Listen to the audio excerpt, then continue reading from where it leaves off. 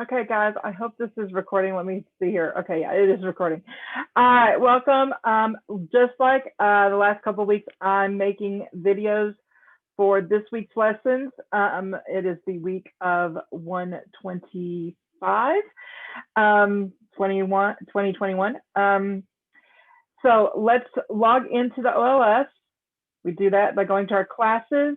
Once you log in, you see the screen. You would see all of your classes here. Of course, I only teach English, so I'm only going to see English. But you would see your letter grade, if you have any overdues, and if you have any feedback from your teachers. Be sure to read those feedbacks. Those are important.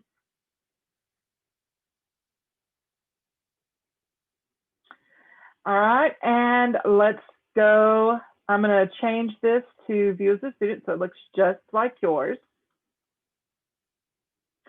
And we're going to go up here and we're going to go, well, first let me give you an overview. Up here at the top, again, would be your letter grade, your progress, and if you have anything overdue. And your feedback would be over here.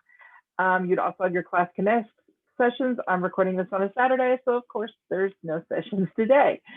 The very first thing that's always posted in your announcements is the calendar. Please don't go by the planner. It populates weird things, like it's saying that your 1.04 writing workshop 1 is already due Monday by 5 p.m.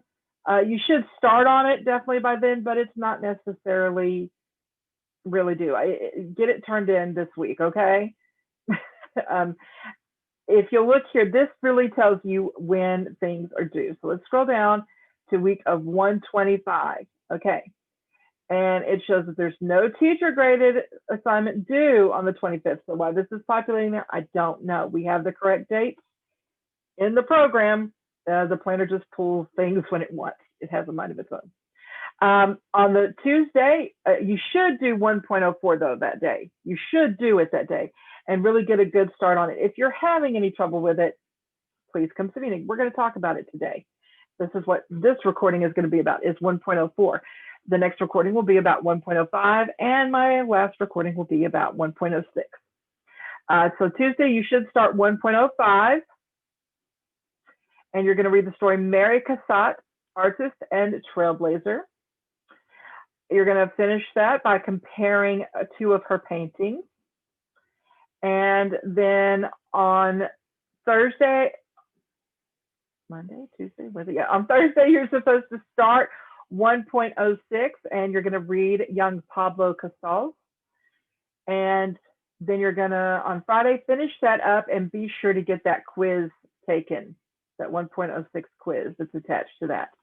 So if you need these helps, please watch these videos. I show you the best way to do this where you can make the best grade possible. Remember, this 1.06 quiz will cover things that you learned in 1.4, 1.5, as well as 1.6. All right, below that in our announcements is also the class newsletter. Now, I have not updated this yet for this week. This is still showing a lot of last week's stuff, but I always go over what we did the previous week, what we're working on this week, and what's kind of going to be coming up. All right, and I include PowerPoint slides, so I'll have the newest PowerPoint slides uploaded there. These will be moved to previous PowerPoint slides. They'll be moved down here. And this week in the OLS, so here's the videos. These videos will move down to the previous week's OLS lessons. So there was the first one. Those are just going to move down under here. I'm just going to copy and paste them right down there.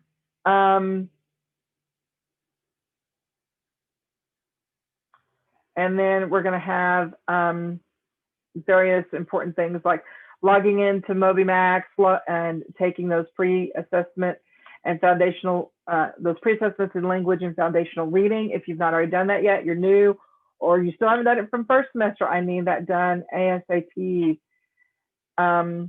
Important dates, and talk about Monday morning zeros there. And I always have my orientation video and that orientation quiz. If you've not filled out that orientation quiz, only had 58 people fill it out. That was a big bonus that really, those of you that did those extra credit activities whether it's participate in the quizzes in class or do this orientation quiz. When it came to the end of the semester, when I applied the extra credit, it really helped some of y'all boost up to the next letter grade. If you were sitting at a C, a lot of you boosted up to a B. It really helped move you along by doing those extra credit things. So if you're one of, I have a total of 178 students, I've only had 58 take it. So if you haven't taken it, watch the video, take it. And some other resources. The 6th grade ELA Linktree, cannot say enough. Wonderful site to show you how to do things, especially if you're new. USA Test Prep, how to log into that. Quizzes, Big Universe, our online library where you can check out basically books and read them. And of course, MobyMax. And then I have my open office times and my contact information. All right, let's go back up here and let's get to what this is all about. So to get to your lessons, you need to go up to content.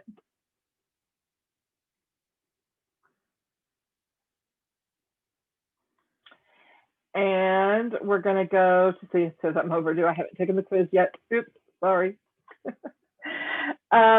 We're starting in 104. So you can either scroll down here on the side, or you can just come down, or you can even just click influential people and it'll pop up over here. I prefer go down and to the side. That's just me.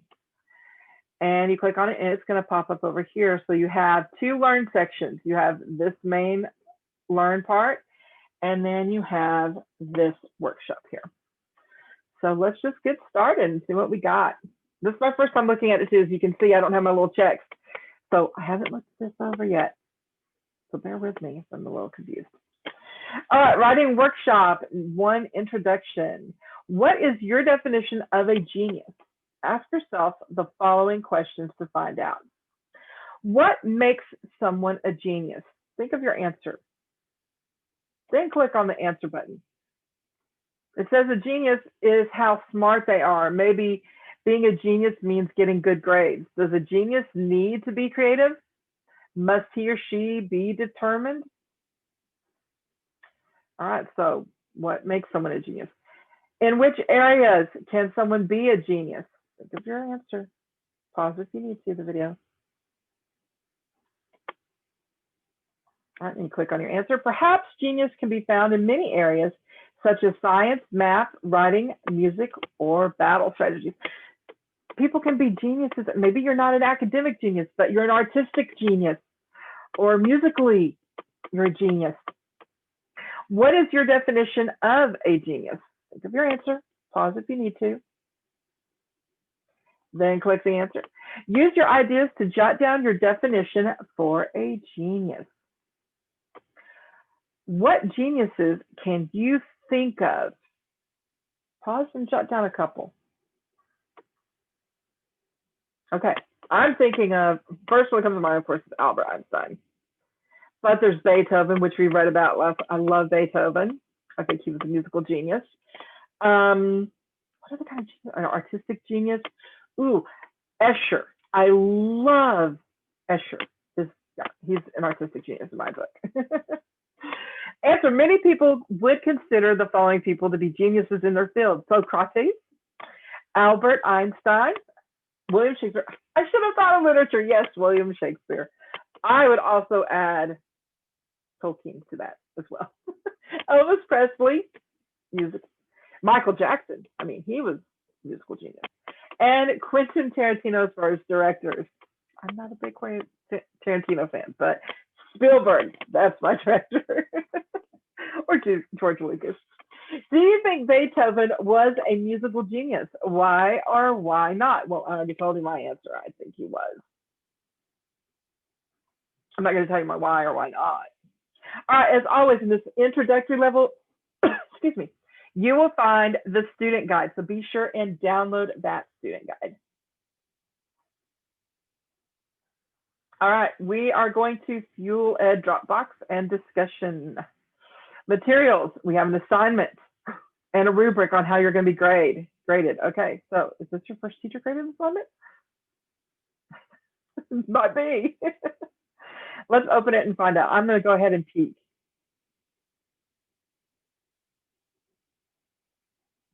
Okay, assignment, informal letter. Ooh, okay.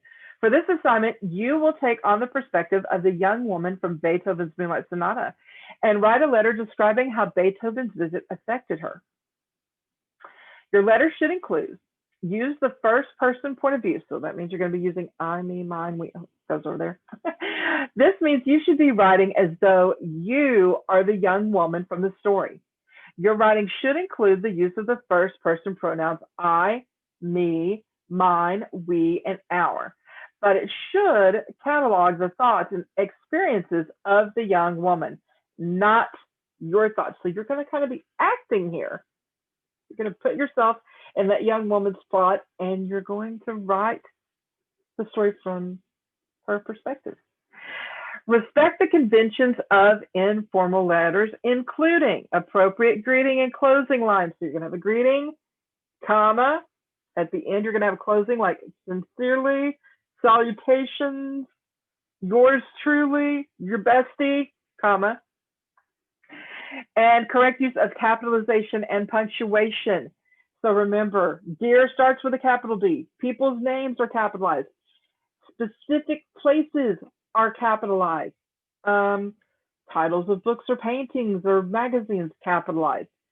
Yeah,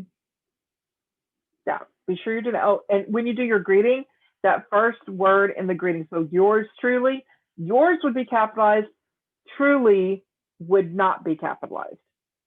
Correct placement of the date. So you usually put the date at the top right-hand corner and you spell out the month, day, and year. You're not going to just put the one // You're going to actually spell out May 6, 1842, whatever year it was. Might have been 1742 with Beethoven. I'm trying to think, 15? What century did he live in? I'm not very good with numbers. Correct placement of date, use of appropriate voice or tone. So if you think she was well educated, use a very educated tone. Remember, this is a letter, so you can have some slang in there, but at the same time, you've got to remember, this was another century ago. You got to think how they spoke back then. They wouldn't say, yo, dude, what's up? No, they wouldn't speak like that. Not even if they were speaking informally to a friend.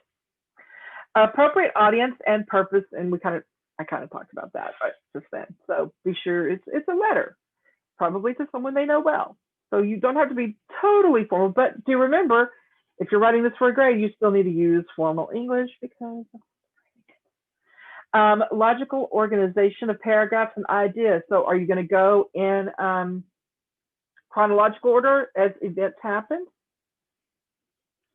How are you going to organize your letter? How do you want to organize how you tell the story? Remember to enable editing where you can type in it. You can do it right there. But that's just kind of an overview. So I'm just going to minimize that. And we don't need that at all. Then here's the rubric on how you're going to be graded. So let's go ahead and look at that. I like to know what I'm going to be doing before I start doing it.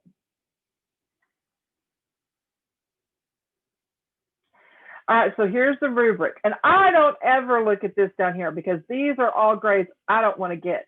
So what I'm going to be looking at are these two. So high scoring students, and I'm always wanting to be exemplary. Always strive for proficient or exemplary. Don't just go by, barely getting by or not getting by. Okay, let's always shoot for at least one of these. So conventions of the letter. Identify informal letters using conventions such as the date, the salutation, and the closing. So I'm going to be looking and making sure that your date is there and it's in the correct format, month, day, comma, year. Now, I know in some other countries, they put the date, then the month, then the year, but we're in the United States, we're going to put month, day, year. Salutation is the ending.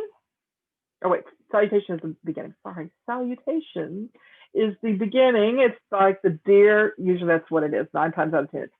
Dear so-and-so, comma. Be sure the dear is capitalized.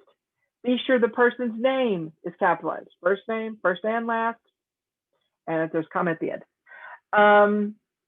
Also, the closing, yours truly. Yours would be capitalized, truly would not be, comma. Sincerely, capital sincerely, comma. Yeah, something like that. yours truly. With love, with would be capitalized, love would not be, comma. Think of another one. Your best friend, your capitalized, best friend is not going to be capitalized, comma. Or just your friend. Your is capitalized, friend is not, comma. Now, when you sign your name at the end, yes, your name will be capitalized because you are a proper noun, you are important.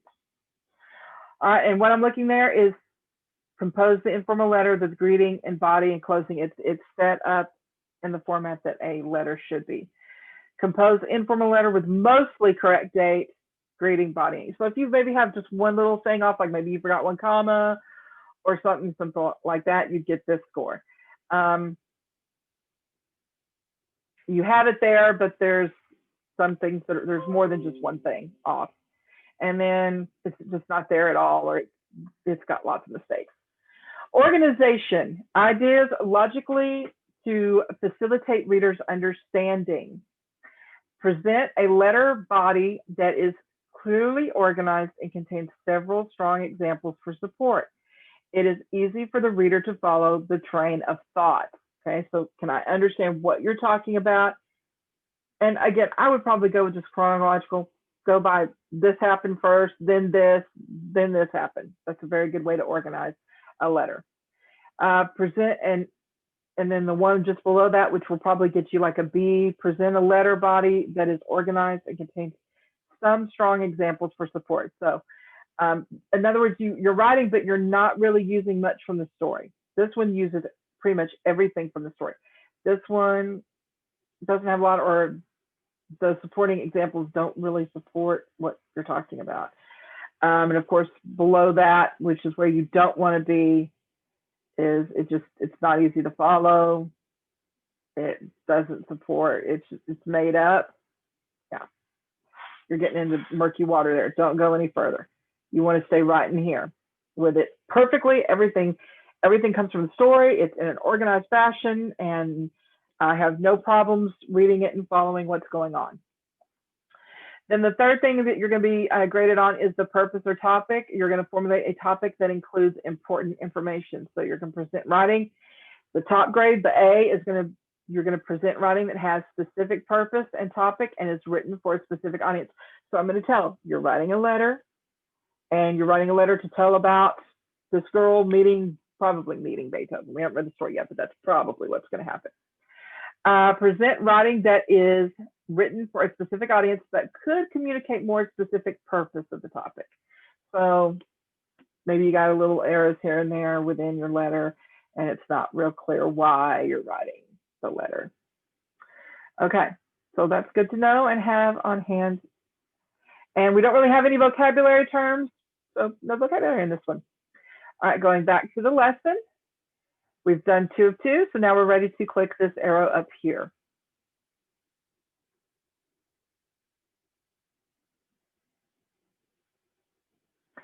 Adverb phrases. In a previous lesson, you learned about adjective phrases, which are prepositional phrases that describe nouns. Next, you're going to learn about adverb phrases. As you might guess, adverb phrases are prepositional phrases that describe verbs. Adverb phrases add detail about how, where, and when something is done. Why do you need to know how to identify and use adverb phrases correctly? Adverb phrases can help you add clarity and detail to your writing. Like adjective phrases, they add color to your writing and make it more interesting and vivid. To create colorful writing, you must learn to identify and use adverb phrases correctly. Practice identifying adverb phrases and the verbs they modify in this passage from The Child of Urbino. Select each phrase to check your answers. When the Duke appeared, Bandito led the way to his workroom. Workroom is an adverb phrase describing the verb led. It helps explain to the reader where the character led. Okay, so where was he led? It answers the question where. He was led to his workshop. Again, to is a preposition. The Duke passed along the row of jars and platters. Okay, again, along the row. This is an adverb phrase that describes the verb passed. It helps us understand where the character passed. So again, it's answering where. Where did the Duke pass? He passed along the row. And again, along is a preposition. So when you see those prepositions, we're looking at a prepositional phrase coming up here. At last he stopped. This is beyond all comparison, he said, turning to the potter. To the potter, this is an adverb phrase that describes the verb turning. It helps us see where the character turns. So again, it's describing where. How did he turn? Well, like the how. Where did he turn? To the potter. Benedito stepped forward and looked at the pottery. It can be none of my people, he said. I have no one in my workshop who could do work such as that. Number 11, he added, looking at the gathering of potters. At the gathering, this is an adverb phrase that describes the verb looking. We use it to learn more about where the character was looking. So again, where was he looking? At the gathering. All right, we are going to go down to the third slide on this one. The basics of adverb phrases. Review this passage from the Child of Urbino. When the Duke appeared, Bandito led the way to his workshop. Okay.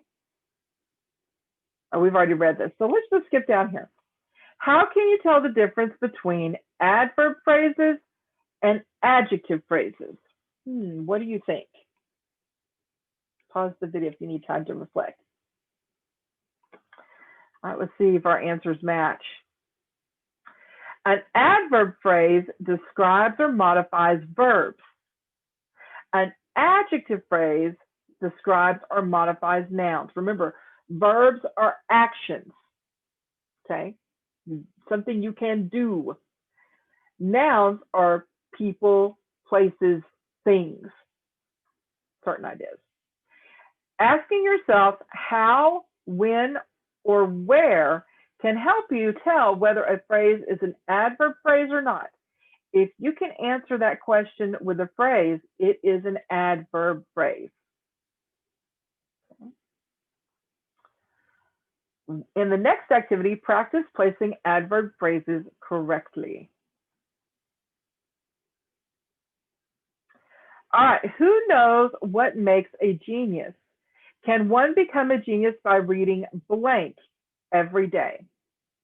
We have in the library, to school, in unexpected, or in the past. Who knows? Can one become a genius by reading blank every day? Which one of these do you think fits? Pause. All right, well, looking at this, let's look at each one. What I would do is try to plug each one in and see which one makes the most sense. Can one become a genius by reading in the library every day? It makes sense, could be. Can one become a genius by reading to school every day? No, because we don't really need an adverb phrase here that tells us where.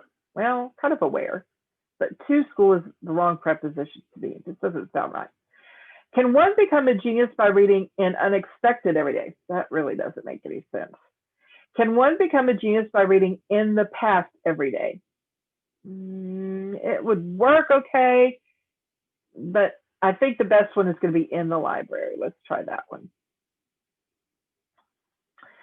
Perhaps one must go blank with the idea that school is only for learning. Excuse me.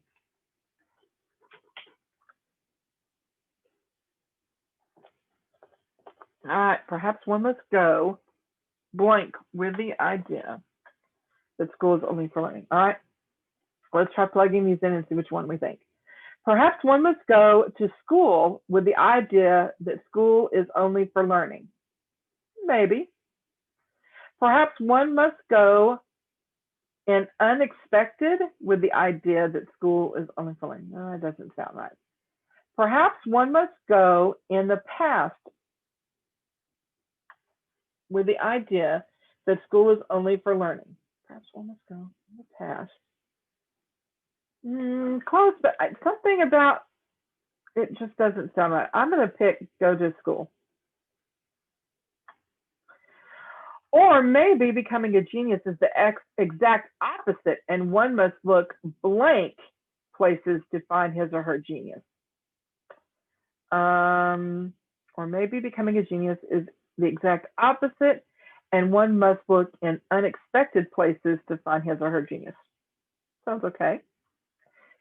Or maybe becoming a genius is the exact opposite, and one must look in the past places to find his or her genius. And that just doesn't seem to work. So I'm going to go with unexpected. Maybe genius is found when someone does what one, let me try that again. Maybe genius is found when someone does what no one has done blank. What do you think? And when I was reading that, I said before. So what does before a lot like in the past has done in the past? So it does seem to fit. Let's check our answer. Whoop, whoop. We got it. Whoop, whoop.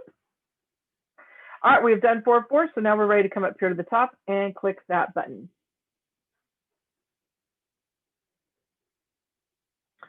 Letter to an influential person. You have already brainstormed a few people who have influenced you personally. Remember we did that back in a previous lesson? As you continue, you will be writing an informal letter to an influential individual. First, review an informal letter that Dakota wrote to someone who influenced her. All right, so we have the date at the top, and we spelled out the month. We put the day, a comma, and then the year. Then we have our salutation, our dear so-and-so. In this case, it is Dear Mrs. Suarez. And we have the dear capitalized, Mrs. capitalized because it is a title of her name, and the S in Suarez because it is her name, followed by a comma. Skip a line. Notice the line skips as well. You can indent or not indent. This is written in block format, so they chose not to indent. So that's fine. Just pick one and stick with it throughout. Don't indent here and then not indent here. Pick one and stick with it. I just wanted to let you know how thankful I am that, and this is called the body. So we've got the date, the salutation, and the body, followed by our closing, which in this case she chose warmly, and notice the W is capitalized, and then it's followed by a comma, and then her name, of course, her name is capitalized. So date, space, salutation, space, first body paragraph, they decided not to indent due to block formatting, space, second body paragraph, again, did not indent, space, closing, space, signature. Okay. So November 20th, 2013. Dear Mrs. Suarez, I just want to let you know how thankful I am that you were my first dance teacher. When I started taking ballet classes at your studio, I was shy and awkward. Now, 8 years later, I am traveling with a ballet company and have a major role in our show. I couldn't have reached this point without you. Thank you for seeing that I needed extra encouragement and for helping me build my self-esteem as a dancer. I looked up to you, and your praise was the best reward for me. Knowing you believe in me gave me the courage to challenge myself and take risks. Thanks again. Warmly, Dakota. Okay, so this is how your letter should look. This is the format. You can choose whether to indent or not indent. I will leave that up to you. Just pick one and stick with it, as I said previously. Friendly letters. What characteristic does an informal letter have? Let's explore the highlighted text to find out. So we have the date appears at the top of the page. Note that the writer includes a comma between the numerical day and the year. Boop, boop, boop. Dear Mrs. Suarez, Dakota includes a greeting, the word dear, the recipient's name, and the comma to open the door. All of the initial letters in each word are capitalized. Show. The body of the letter is clearly organized in 2 paragraphs. that addresses two separate topics. The first paragraph focuses on thanking the teacher, while the second paragraph talks about how the teacher affected Dakota's life. So first thanking, then tells how how the teacher's influence affected her. Dakota focuses on her letter in one main point, thanking her teacher, and includes important examples to illustrate her point. She also uses a personal voice and casual tone in her letter. It's a casual tone, but you don't really see a lot of slang in it. Thank you for seeing, and then thanks again. So Dakota ends the letter with a sentence that gives the reader a sense of closure because this is a friendly letter. She uses a casual tone and says thanks instead of thank you, or I'm in deep gratitude to you. And then she finishes it with her salutation. Dakota chooses a closing. Dakota uses a closing in the letter, the word warmly with a comma. Only the initial letter of the first word is capitalized. So again, if she had went with yours truly, only yours would be capitalized, truly would not. And then last but not least, we have her signature. Finally, the first name of the writer is included because it's a friendly letter. She's only going to use her first name. They're familiar with each other. Had it been a more formal letter, she probably would have used her first and last name and maybe even a title, like Miss Dakota, whatever. What is an informal letter? Do you understand the characteristics of an informal letter? Answer the questions to find out. Then check your answers against the sample responses. Number one, what are the first parts of an informal letter? What is that first part called? Think about it. Do you remember? An informal letter begins with a date, followed by a greeting, and the greeting includes the recipient's first name at least, and a comma. If you're informal, it may just be the first name. If it's more formal, it may include first and last, a title and last name. Number two, what should I remember about the body of an informal letter? Let's think of some of the things I mentioned to you. Let's check and see if your answer is what they have here. The body of an informal letter should be casual in tone and friendly in voice. First person perspective should be used. In other words, I, me, we. The body should be organized and contain examples to support the main ideas. Number three, what are the important characteristics at the end of an informal letter? Do you remember what those were called? Sometimes I can't. It's called the closing of an informal letter. It contains a word or phrase that, like, sincerely, yours truly, your friend, comma, blah, blah, blah, blah. What do you know? Do you understand when an informal letter is appropriate? Do you know who you can and can't write one to? What to include in the letter itself? Practice to determine how well you comprehend the audience, purpose, and formatting of an informal letter. Okay, so again, anytime you have a quiz kind of thing, you're going to want to open up a Word document or a Google document. I'm going to title this 1.04 review. Okay.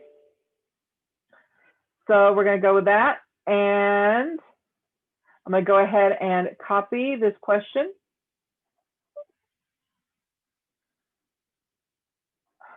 Sorry about that. And I'll open this back up and do Control V. All right, let's see what our correct answer is going to be. Let's see, which punctuation should follow the greeting of an informal letter? Is it a colon, a comma, a semicolon, an exclamation mark? Think about it. Tell me your answer. I'm going to go with a colon. Check it. Nope, that is not correct. So I'm not going to copy and paste that answer. What was it again? You know, you can back up and review. Oh, it's a comma. Okay. It's a comma. Let me check. Yep, that's correct. And then I'll just go like that. Copy. And Control V. Paste it right there. And I want to go ahead and put the number 1 up here. It may or may not be. And then down here, I'm going to put answer. Just so I know what's the thing. And then you would do that with each one as you go through these. So, which describes a characteristic of the body of an informal letter? Friendly and casual in tone and voice. Formally addresses the recipient. Never uses the word I, or is not organized in a strict fashion. Think of your answer. Be sure to remember to copy.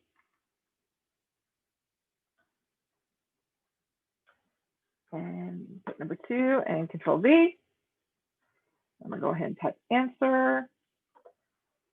And then click back over here. And whatever you think your answer, once you check your answer and you know what the right answer is, copy and paste that answer in. I'm not gonna tell you what the correct answer is for this one, but I will read each of these for you.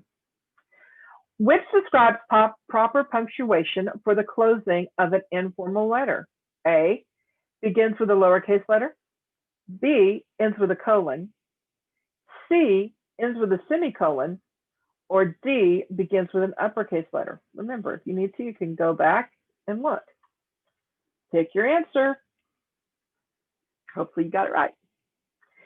Which describes the best placement for the date in an informal letter? A, you leave it out. B, before the greeting. C, after the greeting. Or D, in the body paragraph. Tell me your answer. Don't forget to copy and paste. Remember, copy and paste anytime you have this quiz. Copy and paste the question and the correct answer once you know what the correct answer is.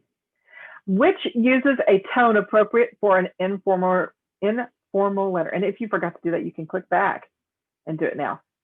And you can stop and pause this video to do those things. Which uses a tone appropriate for an informal letter? A, thanks so much for your help. B, I express my gratitude for assistance you provided. C, thanks for your help, with an X and a UR for your eek. You are the most beautiful teacher ever. Oh, thank you. Pick your answer. Be sure to copy and paste in your review document. Which identifies an appropriate purpose for an informal letter? A, you're writing to the principal of your school to request a copy of your academic records. B, you're writing a letter to your town's manager to propose the construction of a new bridge in a local park. C, you are writing a letter to family friends thanking them for allowing you to volunteer on their farm over the summer. Or D, you are writing a letter to a catalog company requesting a replacement for an item you purchased that turned out to be defective. Which one is informal?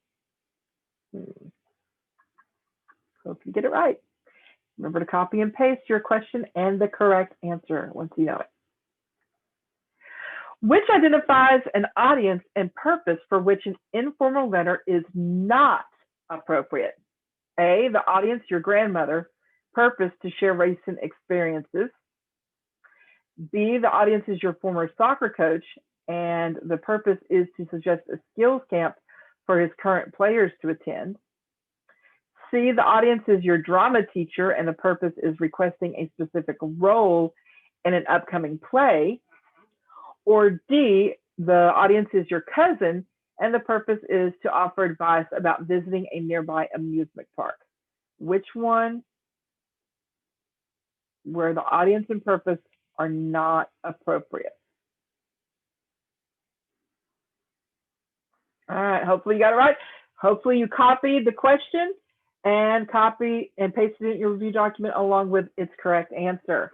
Now that we have done all of those, we are ready to, we got to move to 5. Writing Workshop 1.2, prepare to write. Soon you will write an informal letter to Beethoven. This letter will be from the perspective of the young woman for whom he played in Beethoven's Moonlight Sonata. This means that you will write using the first person pronouns I and me, all the time pretending that you are the young woman who was blessed with Beethoven's generosity. If you have not read Beethoven's Moonlight Sonata, go back to 1.03 and read the story. To prepare for this assignment, answer these questions. Why do you think the young woman would be writing to Beethoven? What would her purpose be? What do you think the purpose is? Let's check and see if you were right. Is she writing to thank him or ask him to return? Perhaps she is writing to share some musical news or ask him some questions about playing. What are some other reasons she might be writing? Jot them down. Number 2, what examples from her experiences with Beethoven would she use to illustrate the points in her letter? Pick up some points in that. Again, open that back up. Let's see. I don't know. What do these do right up here? Look at this. I can go over here. No, I can't. Okay. You could open up another tab and go to and have that story pulled up if you'd like. In fact, I really highly recommend it. So that's what I'm going to do right now. I'm going to open it up and have the story up. So remember how you can get to any story anywhere once you get to content is at the very top where it says table of contents. Resource, somewhere there's resources, hold on. Maybe it's welcome to the course. Syllabus, online book, there it is. There's the link to your online book. And then we can see Beethoven's Moonlight Sonata. We can click right on it and it'll take us right to it. So if you didn't read the story or you need to have it pulled back up where you can remember what happened, have it pulled back up, scan it again to remind, oh yeah, that's what happened. Or go back and look for specific examples of where she used things that supported something she might write about. Go back and look at it. All right, hopefully you've put down a couple of points. Number 3, what would she be thinking and feeling after her meeting with Beethoven? So, I mean, if you met your influential person, like, okay, if I met,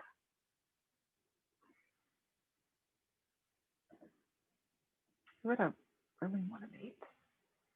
Who would it be just really awesome to meet? I can think of one, but want to be thought-provoking. What I'm thinking of is not very thought-provoking. Let's see. If I met, who do I think someone that's really smart or a genius? Who would I consider a living genius right now?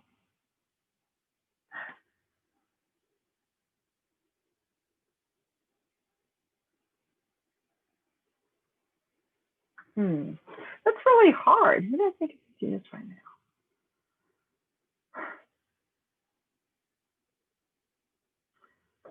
Well, the writer I read the most writings is Stephen King. So if I met Stephen King, that would be pretty awesome. And I would probably ask him, how do you write in a way that just hooks you and draws you into your book or your story and doesn't let go? I mean, he's really great about that. Even between chapters, he'll get that hook where I just got to go on to the next chapter.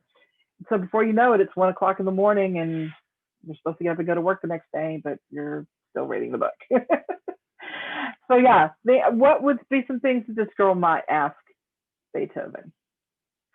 The key to writing from a character's perspective is to imagine what they might be thinking or feeling. Based on what you read in the story, make a quick list of how this girl might have been feeling and what she might have been thinking during the story. How will these ideas and feelings help you write as if you are her? Okay, so you're going to put your pretend that Beethoven is, whoever your person is, and you're that girl. How would you be feeling? What would you be thinking? What some things you might ask? But you're going to have to pretend it's Beethoven when you're writing. Sorry. Use your answers to these questions as you brainstorm ideas for writing this letter. All right, and we've done 1 through 5, so I'm ready to click on to 3. Wrapping up, after writing your informal letter to Beethoven, do you notice a difference in how you define genius? Hopefully, you've deepened your definition and understanding of what a genius is from the beginning of the module by thinking about the influence of Beethoven's genius on the young woman. In this lesson, you learned how to distinguish between adjective and adverb phrases, how to identify adverb phrases in a sentence, how to recognize an appropriate audience and purpose for an informal letter, and how to write an informal letter that respects the conventions of the form. Before moving on, be sure that you have completed all activities for this lesson. Review topics or lessons until you are confident in your understanding. So if you're needing help with this, and you can email me those your letters. And I'll say you can either write it from the girl's perspective, and I will also allow you, if you write an informal letter to your influential person, that will be okay as well. One or the other, just be sure that it has good fleshed out body, and that it's well organized so that I can follow it. Okay. If you have any questions, you can ask me. That is it. We are done with 1.04. Well, we are not done because we got to write our letter. So, I mean, there's that. And I'm not going to sit down with you and do that with you right here one-on-one. If you have questions, if you need help with this, come see me at Help Lab at 1 p.m. Monday through Thursday, or email me or text or call me at 254-307-0033. Thank you for watching and joining me on this as I take you through 1.04. I hope you found this helpful, and I will see you next time. Bye.